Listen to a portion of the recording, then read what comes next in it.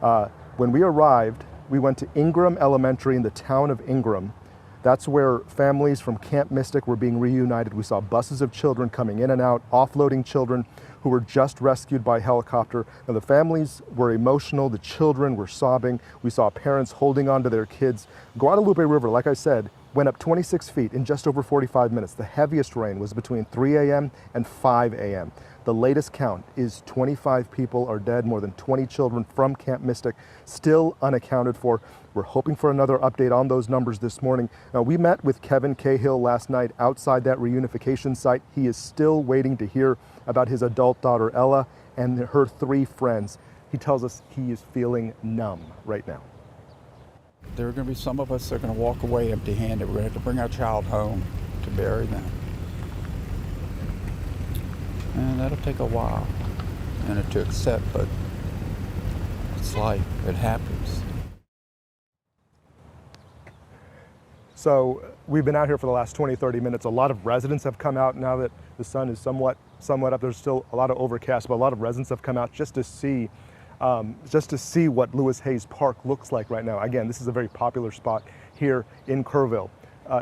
We see all this destruction and we think they're going to start cleanup here. Cleanup is not the priority today. We heard that from Governor Abbott. Search and rescue still the priority today. Yeah, Jobin, and I know at this hour, lots of families still waiting for a miracle, really, just waiting to learn what happened with their children and to reunite.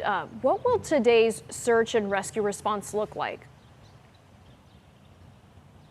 Well, I can tell you last night there was a flurry of activity as you can expect. We heard choppers coming in and out, school buses coming in and out. We haven't heard any choppers yet. We've been told that the response, the search and rescue response, will be robust. That's according to the governor. And then Lieutenant Governor Dan Patrick said we will not stop until we find everybody. The search and rescue tonight, we're talking about hundreds of drones that they'll be using, 5 helicopters, more than 30 boats, and more state volunteers coming out to this location to help with that search and rescue effort. Our Jobin Puneker for us. Thank you, Jobin, for those developments. We're going to bring in meteorologist Cassie Hyder now.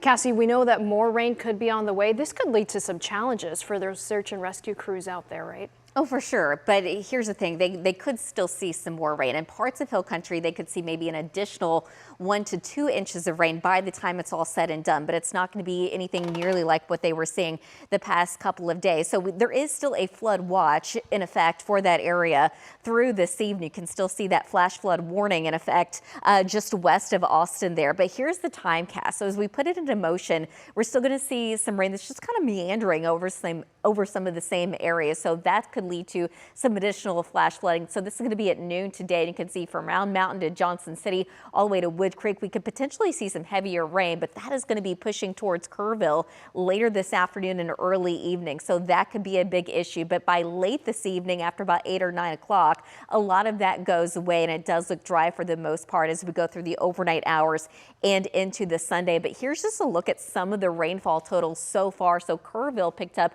nearly 4 inches, but Ingram 10.33, Hunt at 6.55. The river levels, the big issue obviously being the Guadalupe River, it is still rising, at least at Comfort. It should crest at about 1 o'clock, but the rest of the locations, Kerrville, Hunt, and Center Point, those are receding. Satellite and radar in that area still showing in between Kingsland and Georgetown. Still some heavy rain. It's trying to dissipate a little bit, but still this part of the country, it doesn't need to see any more rain now.